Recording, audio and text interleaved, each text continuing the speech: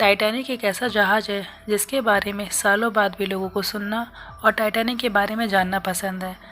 Titanic एक ऐसा जहाज़ है जिसके बारे में एक बात तो तय थी कि ये डूब नहीं सकता। ये विशालकाय जहाज़ 10 अप्रैल 1912 को अपनी पहली यात्रा पे निकले हुए मात्र 3 ही दिन हुए थे कि 14 अप्रैल को ऐसी दुर्घटना हुई जिसमें यात्रियों ने अपनी ज़िंदगी ही खो दी। आखिर किसने सोचा होगा कि टाइटैनिक जैसे विशाल लग्जरी जहाज़ में यात्रा के लिए उन लोगों ने महंगे टिकट लिए हैं, लेकिन वो महंगे टिकट उनकी मौत के थे। टाइटैनिक के बारे में जब भी सोचते हैं तो एक बात साफ है कि मौत को कोई रोक नहीं सकता। जिसकी जहाँ लिखी है वो वहाँ पहुँच ही जाता है, क्योंकि कैसे मान सकते हैं कि जिस जहाज़ को लाखों रुपए खर्च करके बनाया गया था, जिसकी गारंटी थी कि वो कभी डूब नहीं सकता है, तो कैसे वो 125 मीटर के हिमखंड से टकरा कर 2 टुकड़ों में टूट कर डूब गया। आपको इस हिमखंड के बारे में एक बहुत ही स्ट्रेंज बात बताएंगे, जिससे आप भी कहीं ना कहीं ये सोचने पे मजबूर हो जाएंगे कि मौत अपने पास बुला ही लेती है जिसकी जहाँ पे लिखी होती है। और साथ ही साथ कैसा था टाइटैनिक जहाज़, कैसे दुर्घटना हुई और क्यों नहीं निकाल पाए टाइटैनिक के मलबे को। इन सभी चीज़ों के बारे में डिटेल्स में जानने से पहले प्लीज़ आप वन जोन चैनल को सब्सक्राइब करें और यूट्यूब फैमिली का हिस्सा बने। और जो इस फैमिली के ऑलरेडी मेंबर बन चुके हैं उनका तहे दिल से शुक्रिया। चलिए वीडियो में आगे बढ़ते हैं। आपको बता दें कि टाइटैनिक जहाज़ को 1912 में नेविगेटर सिविल इंजीनियर थ्योरी के अनुसार बनाया गया था। इसे आयरलैंड के हॉलैंड एंड वुल्फ नाम की कंपनी ने बनाया था, जो कि 269 मीटर लंबा, 28 मीटर चौड़ा और 53 मीटर ऊंचा था। इसमें 3 इंजन थे और इसकी भट्टियों में 600 टन तक का कोयला लगता था।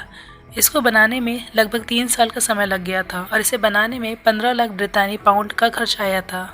ये जहाज़ इतना विशाल था कि इसमें 3300 लोगों के लिए जगह थी, जो कि काफ़ी लग्जरी जहाज़ था और जिसकी टिकट्स काफ़ी महंगी थी।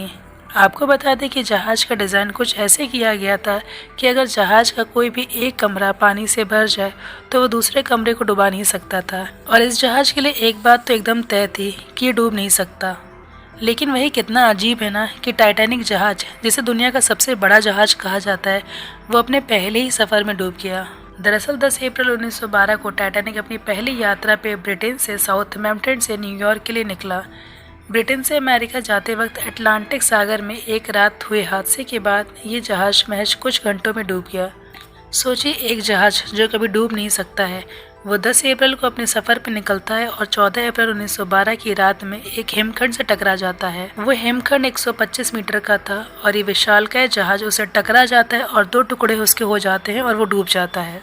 आपको बता दें कि हादसे के वक्त टाइटैनिक में टोटल 2200 लोग सवार थे, जिसमें से 1500 के करीब लोग मारे गए थे और ये सबसे बड़ा समुद्री हादसा माना जाता है। उत्तर अटलांटिक सागर में जहां टाइटैनिक दुर्घटनाग्रस्त हुआ था, वहां का तापमान -2 डिग्री था। इस टेम्परेचर में कोई भी व्यक्ति 15 मिनट से ज्यादा जीवित नहीं रह सकता था। जिस हिमखंड से टाइटैनिक टकराया था वो 1911 में, मतलब कि टाइटैनिक से टकराने के 1 साल पहले, ग्रीनलैंड के दक्षिण पश्चिमी हिस्से में मौजूद ग्लेशियर का 500 मीटर बड़ा एक टुकड़ा जो उस ग्लेशियर से अलग हो गया था और हवा और समुद्र की लहरों के साथ ये हिमखंड तैरता हुआ दक्षिण की तरफ जाने लगा।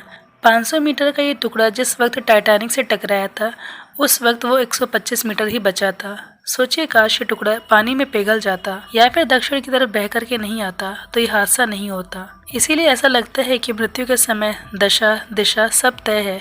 जब ये हादसा हुआ तो इस पर जांच करवाई गई। ब्रितानी कमिश्नर की रिपोर्ट के अनुसार जहाज तेजी से जा रहा था और हिमखंड से टकराया, यही उसके डूबने का कारण बना। लगभग 17 साल तक इस जहाज का मलबा अनछुआ ही समुद्र के अंदर पड़ा रहा। पहली बार साल 1985 में टाइटैनिक के मलबे को रॉबर्ट बलार्ड और उनकी टीम ने खोजा था और जब इस जहाज को ढूंढा गया तो इसके बाद कई रहस्यों का पता चला, जिसे जानकर पूरी दुनिया हैरान रह गई। जैसे ये जहाज डूबने से पहले सही सलामत था, लेकिन डूबने के बाद जैसे जैसे ये समुद्र की गहराई में समाता गया, ये 2 हिस्सों में डूब गया था। टाइटैनिक का मलबा कनाडा के न्यू फाउंडलैंड में सेंट जॉन्स के दक्षिण में 700 किलोमीटर दूर मिला था। ये जहाज 2 टुकड़ों में अलग हुए थे जो एक दूसरे से 800 मीटर दूर गिरे थे। टाइटैनिक के डूबने के कुछ बड़े रीजंस हैं, जैसे लाइफ बोट की कमी। टाइटैनिक में 64 लाइफ बोट लाए जा सकते थे, बट उस यात्रा के दौरान मात्र 20 लाइफ बोट ही जहाज में रखे गए थे। और जब टाइटैनिक आइसबर्ग से टकराया था तो जल्दबाजी में लाइफ बोट को पूरा नहीं भरा गया था। गिने चुने ही लोग उसमें बैठ पाए थे, जिसकी वजह से कई लोग मौत का शिकार हो गए थे। और यहाँ तक कि आइसबर्ग के बारे में पहले ही वार्निंग दी जा चुकी थी, लेकिन जहाज के सदस्यों ने इसे नज़रअंदाज कर दिया था।